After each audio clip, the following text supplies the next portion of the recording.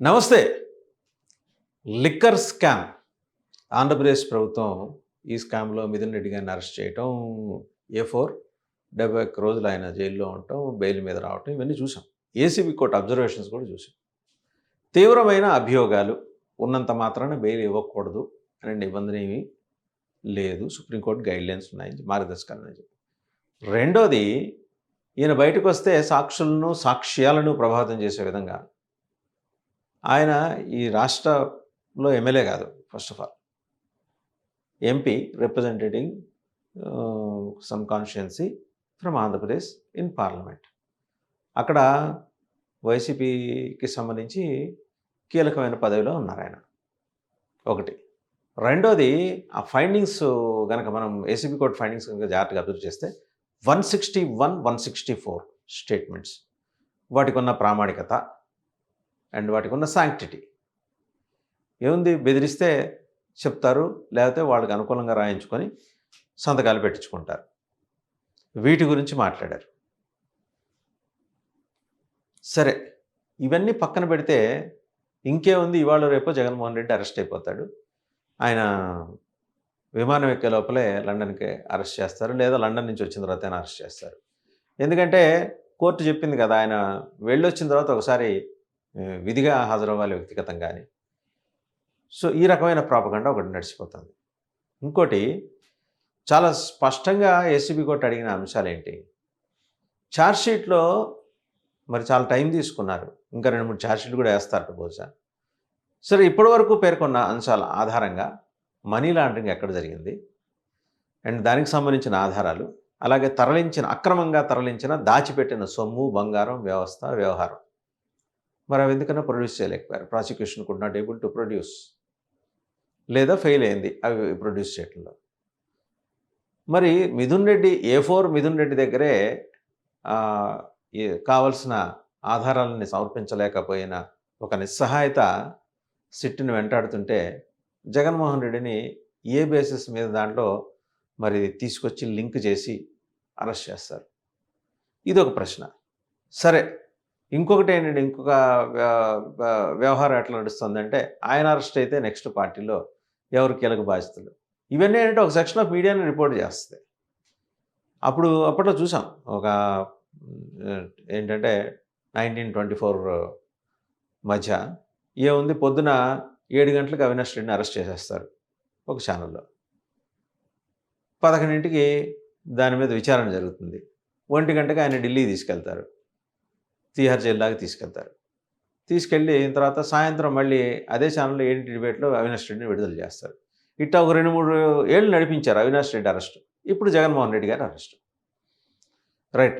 దీంట్లో ఎలా ఎస్టాబ్లిష్ చేయాలనుకుంటున్నారు, ఏ అంశాలను తీసుకొస్తారు, డబ్బు ఎక్కడి నుంచి ఎక్కడికి రూట్ అయింది, ఎలా బంగారు బిస్కెట్ల రూపంలో దేశం దాటింది, ఎలా ఆఫ్రికాలో రియల్ ఎస్టేట్ వ్యాపారానికి మళ్ళింది, ఇంకా మనకి ఏం తోస్తే అది, దానికి సంబంధించి కథనాలు వండి వార్చడానికి గొప్ప గొప్ప స్క్రిప్ట్ రైటర్స్ ఉన్నారు మనకి, వచ్చాయి.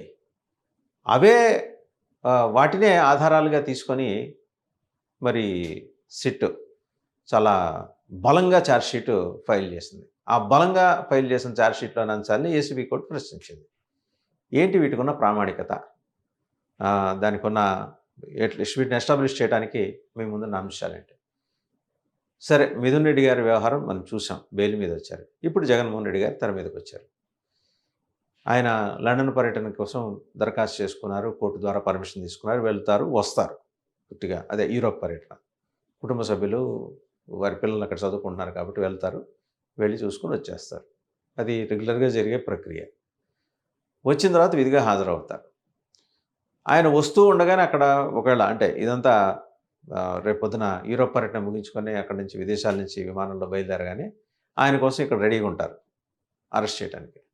ఈ తరహా కథనాలు చాలా బలంగా ప్రసారం అవుతూ వస్తున్నాయి. కారణం ఏంటంటే, మనం చూడాలి, ఒక్కొక్క కేసు దాని ఆ డొల్లతనం అలా బయటపడుతూ రావటం. ఇప్పుడు మిథున్ రెడ్డి A4 వ్యవహారంలో బయటపడిన డొల్లతనం. రెండోది, ఎన్సీఆర్బీ ఇచ్చిన రిపోర్ట్ మనం చూసాం, నేషనల్ క్రైమ్ రికార్డ్స్ బ్యూరో 2022-23 మధ్యకాలంలో ఆంధ్రప్రదేశ్లో, అంటే దేశవ్యాప్తంగా ఇచ్చారు, ఒక 522 మంది కల్తీ మద్యం తాగి కల్తీ సారా కావచ్చు, మద్యం తాగి 522 మంది చనిపోతే అందులో Jharkhand tops in that place 157 మంది. తర్వాత బీహార్, తర్వాత కర్ణాటక. ఆంధ్రప్రదేశ్‌లో పురుషులు గాని, మహిళలు గాని 0, 0, 0, 0 అని కనిపించింది. మరి అదే జగన్మోహన్ రెడ్డి గారి ప్రభుత్వంలో వేలాది మరణాలు చోటు చేసుకున్నాయి. జగన్మోహన్ రెడ్డి సరఫరా చేసిన ఈ పిచ్చి బ్రాండ్స్ లిక్కర్ వల్ల, అంటే వాళ్ళ వాళ్ళ భాషలో లిక్కర్ వల్ల కొందరికి, అంటే వేల మందికి ఐసైట్ పోయింది. కిడ్నీలు, లివర్లు దెబ్బతిన్నాయి. డాక్టర్ల చుట్టూ తిరుగుతున్నారు. పిచ్చోళ్ళు అయిపోయారు కొందరు అనే ప్రచారం చాలా బలంగా నడిచింది. కోర్స్ దానికి సంబంధించిన ప్రాపర్ కౌంటర్ ఇవ్వలేకపోయారు. అందులో సందేహం లేదు. వైఎస్ఆర్‌సీపీ ప్రభుత్వం ఇవ్వలేకపోయింది. ఈరోజు వాస్తవాలు బయటకు వచ్చినాయి తర్వాత. మరి ఇప్పుడేం మాట్లాడతారు? అండ్ ఇంకోటి, నిజంగానే వేల కొద్దీ మరణాలు చోటు చేసుకున్నాయి. ఏది? కల్తీ లిక్కర్ వల్ల. మరి ఎన్‌సీఆర్‌బీ రిపోర్ట్ చేయాలి కదా! నేషనల్ క్రైమ్ రికార్డ్స్ బ్యూరోని జగన్మోహన్ రెడ్డి ప్రభావితం చేయలేడు కదా! ఆయన మాజీ ముఖ్యమంత్రి. పోనీ అప్పుడున్నప్పుడు ఆయన ప్రభావితం చేశాడనుకుందాం. ఇప్పుడు మాజీ ముఖ్యమంత్రి. ఆయన చెబితే వినటానికి గవర్నమెంట్ ఆఫ్ ఇండియాలో ఎవరన్నా ఉన్నారా అక్కడ? ఒకటి. రెండోది, కూటమిలో ఉన్నదెవరు? జగన్మోహన్ రెడ్డి లేడు. మీరు అవునన్నా కాదన్నా ఆయన ప్రతిపక్ష నాయకుడు. మీరు దాన్ని అంగీకరించరు. అందులో డౌటేం లేదు. ప్రతిపక్ష నాయకుడు పులివెందుల ఎమ్మెల్యే అనుకుందాం. కాసేపు మీ భాషలోనే Pulivendula MLA. Pulivendula MLA NCRB రికార్డ్స్‌ని ఏమి ప్రభావితం చేయలేడు కదా! ఎళ్లి ఎన్‌సీఆర్‌బీకి చెప్పి ఆంధ్రప్రదేశ్‌లో 2022, 2023 మధ్య ఎటువంటి లిక్కర్ మరణాలు చోటు చేసుకోలేదు. అడల్టరేటెడ్ లిక్కర్, కల్తీ మద్యం లేదా కల్తీ సారా వల్ల అని వెళ్లి చెబితే వాళ్ళ 000 ఎంటర్ చేయరుగా. అక్కడ వైఫల్యం కనపడింది. రేపు పొద్దున నిజంగానే వేలాది మంది మరణించారు. వేలాది మంది ఆసుపత్రుల పాలయ్యారు. రైట్, వాళ్ళ డీటెయిల్స్ చెప్తే సరిపోలా? జగన్మోహన్ రెడ్డి గారి ప్రభుత్వంలో జరిగిన అకృత్యాల వివరాలని చెప్పి పేర్లతో సహా ఇచ్చేస్తే అయిపోయాయి.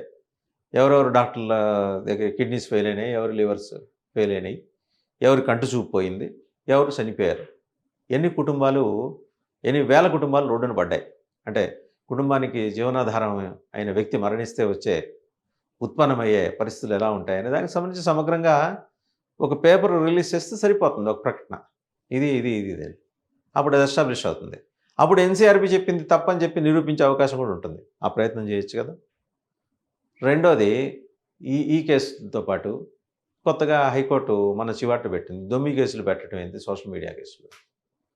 సో దానికోసం ఏంటంటే, ఇట్లా ప్రతిసారి హైకోర్టు ఏదో ఒకటి అనటం, ఆ చివాట్లు పెట్టడం, ఇబ్బంది పడటం, ఇంత ఎందుకని చెప్పేసి కొత్తగా ఒక చట్టం తీసుకురాబోతున్నారు. దానికోసం మంత్రుల కమిటీ ఏర్పాటైంది.